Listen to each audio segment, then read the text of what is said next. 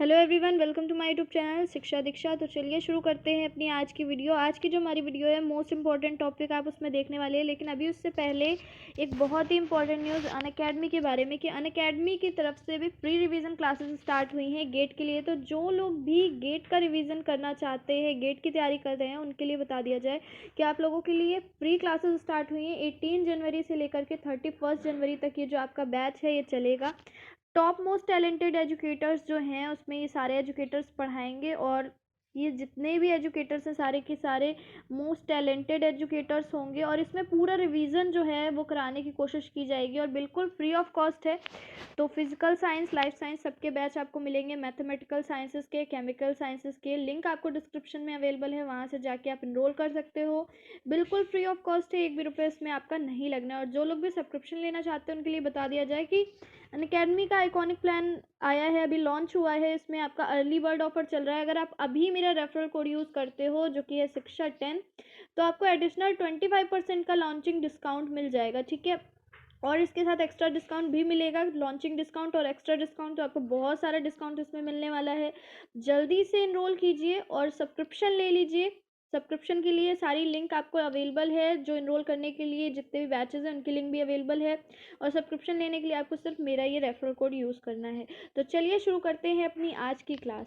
तो चलिए guys start करते हैं अपनी आज की वीडियो। आज की जो हमारी वीडियो है उसमें हम लोग मोस्ट इंपॉर्टेंट स्टैटिक क्विज देखने जा रहे हैं, जो कि आपके एग्जाम के अपकमिंग एग्जाम्स के लिए बहुत ज़्यादा इंपॉर्टेंट है। स्टैटिक जीके के क्विज भी आपको मिलते रहेंगे, साथ में जो बायोलॉजी का सेशन चल रहा था जिसमें आपको बायोलॉजी चैप्टर जो है वो एज ए क्रैश कोर्स हम बोल सकते हैं कि एमसीक्यू के जरिए हम लोग कवर करने वाले हैं। तो अभी उसमें ब्लड का हम लोगों ने देखा था, अभी ब्लड आपका 1 दिन और चलेगा और उसके बाद आगे हम और सारी चीज़ें देखेंगे।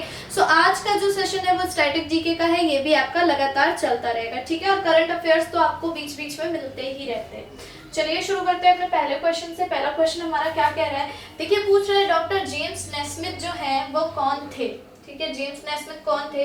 ऑप्शन में है आपका प्रेशर कुकर के आविष्कारक थे, बास्केटबॉल के आविष्कारक थे, गेंद के आविष्कारक थे, या फिर कंप्यूटर के आविष्कारक थे, ठीक है। तो इनका नाम तो सभी को पता है जो कि कंप्यूटर के आविष्कारक हैं। बाकी इन तीनों में कुछ लोगों को, स्पेशली प्रेशर कुकर में भी नहीं होना चाहिए, बास्केटबॉल और गेंद में थोड़ा सा लोगों को कंफ्यूजन हो सकता है, लेकिन आपको बता दें कि ये कौन थे भाई, बास्केटबॉल के आविष्कारक थे, ठीक है। किसके थे? बास्केटबॉल के आविष्कारक थे डॉक्टर जेम्स नेस्मिथ। ये एक अमेरिकी कनाडाइन जो थे, शिक्षक भी थे, चिकित्सक भी थे, क्रिश्चियन चैपलिन थे, खेल के कोच थे, और साथ में इन्होंने बास्केटबॉल का आविष्कार भी किया था, ठीक है। ये मतलब इस गेम का आविष्कारक कौन माना जाता है? ये माने जाते हैं जेम्स नेस्मिथ, ठीक। चलिए अब बास्केटबॉल की बात आई है तो बास्केटबॉल से आपके पास एक क्वेश्चन आया है। क्वेश्चन क्या है देखिए, लिखा हुआ है बास्केटबॉल के खेल में सही कथन का आपको चुनाव करना है। देखिए कह रहा है कि इस खेल में 6 खिलाड़ी होते हैं जिन्हें अपने स्वयं के बास्केट में गोल करने की आवश्यकता होती है। पहला आपका स्टेटमेंट कह रहा है ये। दूसरा स्टेटमेंट क्या कह रहा है, खिलाड़ी केवल एक हाथ से और दोनों पैरों का उपयोग करके गेंद को पकड़ सकते हैं। मतलब पैर तो उनके अपने चलते रहेंगे और एक हाथ से जो है वो कर सकते हैं, पकड़ सकते हैं। तो अब देखिए इसमें से आपका ऑप्शन जो है वो कह रहा है केवल एक सही है, पहला स्टेटमेंट सही है या दूसरा स्टेटमेंट सही है, दोनों स्टेटमेंट राइट है, या फिर इनमें से कोई भी स्टेटमेंट राइट नहीं है। तो अगर हम बात करें पहले स्टेटमेंट की, तो देखिए लिखा हुआ है इस खेल में 6 खिलाड़ी होते हैं जिन्हें अपने स्वयं के बास्केट में गोल करने की। देखिए इसमें टीम में 5-5 प्लेयर होते हैं पहली बात तो, ठीक है। तो यहीं से ये चीज गलत हो गई, और स्वयं के बास्केट में नहीं, वो एक दूसरे ओपोनेंट के बास्केट में जो है वो कर सकते हैं। तो ये जो चीज है, ये चीज क्या है, यहीं से रॉन्ग हो गई। और उसके बाद देखिए ये दूसरा जो आपका स्टेटमेंट है वो कह रहा है खिलाड़ी केवल एक हाथ और दोनों पैरों का उपयोग करके गेंद को पकड़ सकता है। ये बात सही है, एक हाथ का और दोनों पैरों का यूज जो है वो कर सकता है ड्रिबल करने के लिए। तो इसलिए आपका ऑप्शन जो है केवल एक, यानी कि पहला स्टेटमेंट राइट था, केवल 2, तो इसमें से आपका ये वाला बी ऑप्शन सही हो जाएगा, क्योंकि केवल दूसरा वाला स्टेटमेंट आपका राइट है, ठीक है। चलिए देख लेते हैं इसके बारे में थोड़ा सा। देखिए लिखा हुआ है बास्केटबॉल के खेल में प्रत्येक टीम के 5 खिलाड़ियों को एक दूसरे के बास्केट में गोल करने की आवश्यकता होती है, और वो एक समय में केवल एक हाथ से ड्रिबल जो है वो कर सकते हैं, ठीक है। एक टाइम में सिर्फ एक हाथ से। चलिए आते हैं अब अपने नेक्स्ट क्वेश्चन पे।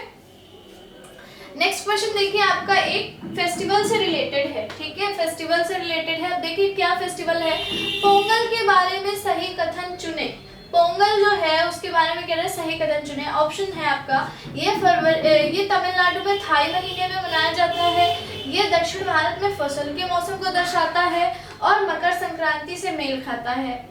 अब देखिए, पहली चीज तो आपको पता है कि पोंगल जो है वो तमिलनाडु का त्योहार है, ठीक है, तमिलनाडु का त्योहार है और एक फसली त्योहार है, यानी कि फसल जब पक जाती है तो उनको काटने के टाइम पे मनाया जाता है। जैसे कि लोहड़ी होती है जिसको कि पंजाब में लोहड़ी कहते हैं, और मकर संक्रांति कहा जाता है खिचड़ी भी जिस दिन हम लोग मनाते हैं, ठीक है।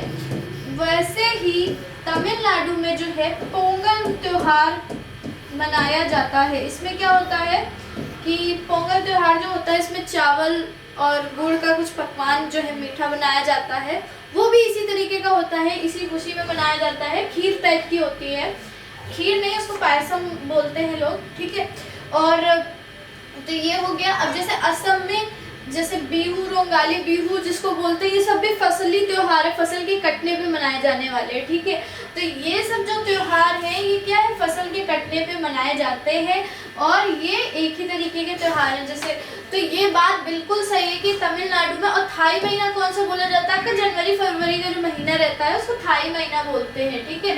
इस महीने में मनाया जाता है। और दक्षिण भारत, भाई तमिलनाडु तो आपका दक्षिण भारत का हिस्सा है और फसल के मौसम को दर्शाता है और मकर संक्रांति से मेल खाता है। तो दोनों ऑप्शन जो है आपके वो बिल्कुल राइट है। तो 1 और 2 दोनों वाला आपका सही हो गया, ठीक। देख लीजिए लिखा हुआ है पोंगल फसल का त्योहार है, ये सूर्य देव को समर्पित है। भाई किसको समर्पित है, सूर्य देव। वैसे भी आपको पता है मकर संक्रांति में क्या होता है, क्या कहा जाता है कि भाई सूर्य ने मकर राशि में प्रवेश कर लिया है। सूर्य ने किस राशि में प्रवेश कर लिया, कहते मकर राशि में प्रवेश कर लिया, तभी वो मकर संक्रांति मनाया जाता है। तो ये भी पोंगल जो है वो एक तरीके का दक्षिणी त्योहार है और ये सूर्य देव को समर्पित है, ठीक है। मकर संक्रांति से मेल खाता है। ये मूल रूप से एक फसल त्योहार है जो तमिलनाडु में जनवरी फरवरी थाई महीना बोला जाता है, ठीक है। थाई के महीने में 4 दिन तक सोलर इक्विनॉक्स के दौरान फसलों की कटाई, जैसे चावल हो गई, गन्ना हो गई, हल्दी इत्यादि के बाद मनाया जाता है। और त्योहार में क्या बनाया जाता है, मैंने आपको बताया पायसम बनाया जाता है जो कि खीर के तरीके का ही पकवान होता है। चावल, दूध और गुड़ वगैरह डाल के जो है उसको बनाया जाता है, ठीक। चलिए आते हैं दूसरे पे। दूसरा क्वेश्चन क्या कह रहा है, हाल ही में कौन सी योजना शुरू की गई है जो भारत में शहरी वनों अर्बन फॉरेस्ट में योगदान करेगी। जो कौन सी अभी योजना ऐसे स्टार्ट की गई है जो शहरी वन है, ठीक है, मतलब जो गांव वाले नहीं, जो शहर में जो वन एरिया है उसमें योगदान करेगी। आपके ऑप्शन है शहरी वनस्पति योजना, पहला ऑप्शन है। दूसरा ऑप्शन है नगर वन योजना। तीसरा ऑप्शन है भारतीय वन विकास, ठीक है। और चौथा है कि इनमें से कोई नहीं। तो इसमें से राइट हो जाएगा भाई नगर वन योजना। ऑप्शन देख के भी वैसे समझ में आ रहा होगा, अंदाजा लग रहा होगा कि यही हो सकता है नगर वन स्कीम जो है, ठीक है। तो नगर वन योजना जो है वही आपकी क्या है, अर्बन फॉरेस्ट से रिलेटेड आपकी एक योजना है जो भारत में शहरी वनों के लिए की गई है, शुरू की गई है। देखिए लिखा हुआ है विश्व पर्यावरण दिवस कब होता है, 5 जून को होता है। तो 5 जून के अवसर पर पर्यावरण मंत्री प्रकाश जावड़ेकर ने भारत भर के 200 निगमों और शहरों के साथ नगर वन योजना या शहरी वन योजना स्कीम शुरू की थी। ये देखिए स्टैटिक जीके में इसी तरह क्वेश्चन होते हैं जो आपके बहुत इंपॉर्टेंट होते हैं। सॉरी। अब देखिए क्वेश्चन क्या है, निम्नलिखित में से किस नदी पर सबसे बड़ा तैरता हुआ सौर संयंत्र फ्लोटिंग सोलर प्लांट जो है वो बनाया जा रहा है। कुछ क्वेश्चन तो आपने करंट में पढ़े ही होंगे पर फिर भी उनको हम लोग देख लेते हैं एज एन मतलब स्टैटिक क्वेश्चन के जरिए, ठीक है, क्योंकि स्टैटिक और करंट का ही पोर्शन मोस्टली आपका ज्यादा पूछा जाता है।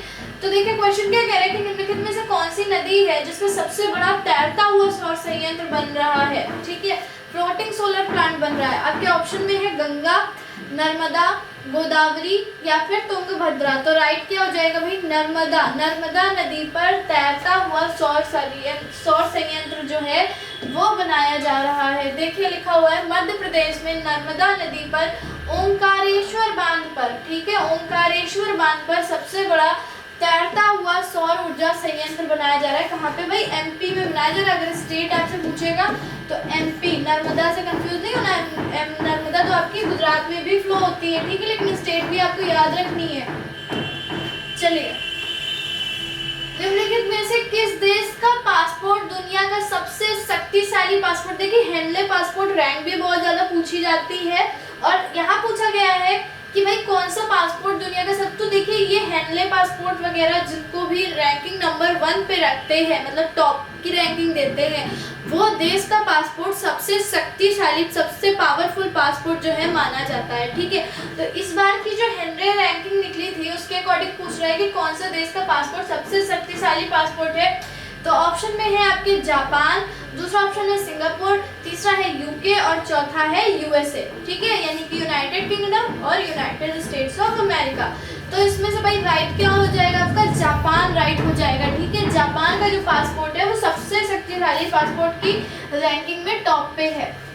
देख लीजिए इसको, हेनले और पार्टनर्स दो मतलब रिपोर्ट के according, Henley report, Henley passport report और पार्टनर्स पासपोर्ट इंडेक्स दोनों के अकॉर्डिंग जो है 2021 ने 5 जनवरी 2021 को मतलब 2021 में, ठीक है, 5 जनवरी 2021 को सबसे शक्तिशाली पासपोर्ट की सूची जारी की थी, जिसमें 191 वीजा स्कोर, ठीक है, जापान का वीजा स्कोर कितना रहा भाई? 191, जो कि सबसे हाईएस्ट वीजा स्कोर रहा। ठीक है, अमंग ऑल द कंट्रीज। तो क्या हो गया कि साथ जापान जो है वो इस सूची में क्या हो गया? सबसे ऊपर है, यानी कि जापान का पासपोर्ट जो है वो इस वर्ष का भाई सबसे शक्तिशाली पासपोर्ट माना गया। चलिए आते हैं दूसरे पे। अब देखिए पासपोर्ट से रिलेटेड ही एक दूसरा क्वेश्चन लिखने थोड़ा सा अलग है। देखिए लिखा हुआ है इम्यूनिटी पासपोर्ट क्या है। अब इम्यूनिटी पासपोर्ट पूछा गया कि इम्यूनिटी पासपोर्ट क्या है। अब आपके पास ऑप्शन है, देखिए लिखा हुआ है, पहला ऑप्शन है कि एक ऐसा पासपोर्ट जो दुनिया भर में सबसे अधिक बार यात्रा करने वाले यात्रियों के लिए जारी किया जाता है। ऐसा कोई पासपोर्ट जो सबसे ज्यादा ट्रैवल करते रहते हैं उनके लिए, ऐसा कुछ लग रहा है कि आपको इम्यूनिटी पढ़ के? नहीं लग रहा है ना, तो ये आपका गलत हो गया भाई। इम्यूनिटी वाली तो कोई चीज इसमें आई नहीं है। ठीक, अब उसके बाद देखिए दूसरा लिखा हुआ है कि एक प्रमाण पत्र जो बताता है कि व्यक्ति कोविड-19 से प्रतिरक्षित है, यानी कि इम्यून है। ये बिल्कुल सही है। ठीक है, बाकी और भी ऑप्शंस जो है वो देख लेते हैं। कि ऐसा पासपोर्ट जो कि डॉक्टरों और स्वास्थ्य कर्मियों को जारी किया जाता है, नहीं भाई। ठीक है, इसके अलावा डिप्लोमैट्स को जारी किया गया पासपोर्ट, इम्यून पासपोर्ट नहीं। ठीक है, आपकी इम्यूनिटी को बताने वाला पासपोर्ट कि हाँ आप कोविड-19 से इम्यून है, प्रतिरक्षित हैं, तब आप ट्रैवल कर सकते हैं। जो भी मतलब अदर कंट्री ट्रैवल करना चाहते हैं उनके लिए इम्यूनिटी पासपोर्ट जो है ज़रूरी है। ऐसी कंट्रीज स्पेशली जहाँ पे कोरोना काफ़ी फैला हुआ है। ठीक, तो ये पासपोर्ट क्या है? इम्यूनिटी पासपोर्ट ये है कि एक ऐसा प्रमाण पत्र बनेगा पासपोर्ट के साथ, एक ऐसा प्रमाण पत्र जो कि बताएगा कि आप कोविड-19 से क्या है? इम्यून है। देखिए यहाँ पे लिखा हुआ है इम्यूनिटी पासपोर्ट एक ऐसा प्रमाण पत्र है जिसमें बताया गया है कि जिस व्यक्ति को ये जारी किया गया है वो कोविड-19 से प्रतिरक्षित है। ये 2020 में जारी किया गया था। इसका मतलब है कि यदि कोई व्यक्ति कोविड-19 से संक्रमित हो गया था और फिर इस घातक वायरस से उभर गया है तो वो क्या कर सकता है? अब ट्रैवल कर सकता है। मतलब भाई पहले कभी अगर उसको कोविड-19 हो गया था, ठीक है, लेकिन अब वो क्या है? अब वो सही है तो क्या कर सकता है भाई? ट्रैवल कर सकता है। ठीक है, मतलब पहले अगर उसको हो गया था और अब वो सही है तो ट्रैवल कर सकता है। तो ये थे भाई हमारे आज के कुछ इम्पोर्टेंट क्वेश्चंस जिनको हमने देख लिया। आप सारा एक नज़र में फिर से देख सकते हैं। ठीक है, और मैंने कोशिश की है कि इसमें आप कुछ इम्पोर्टेंट जो स्टैटिक जीके के क्वेश्चन हैं वो कुछ हम लोग कवर करें। साथ में ऐसे बहुत सारी वीडियोस अब आपको स्टैटिक जीके के क्वेश्चंस की मिलने वाली है। और बायोलॉजी के लिए जो मैंने बोला था कि मैं आपको चैप्टर वाइज जो है बायोलॉजी विद एमसीक्यूज कराऊंगी, तो वो मैं ज़रूर कराऊंगी। अभी हमारा ब्लड वाला स्टार्ट हुआ था, हमने ब्लड के कुछ इंपॉर्टेंट क्वेश्चंस देखे थे। अभी वो सेशन आगे चलेगा, एक वीडियो और मतलब बनेगी जिसमें हम लोग ब्लड से ही रिलेटेड क्वेश्चंस देखेंगे। उसके बाद आगे और चीज़ों पे क्वेश्चंस जो है हम लोग देखेंगे। ठीक है, तो आज की वीडियो अगर अच्छी लगी हो तो लाइक करना, शेयर करना मत भूलिए। सभी फ्रेंड्स के साथ लाइक जो है शेयर कर दीजिए, ज़्यादा से ज़्यादा वीडियो और लाइक ज़रूर करिएगा और चैनल को सब्सक्राइब भी कर लीजिएगा। तो चलिए मिलते हैं अपनी नेक्स्ट वीडियो में। तब तक के लिए पढ़ते रहिए, सीखते रहिए शिक्षा दीक्षा के साथ।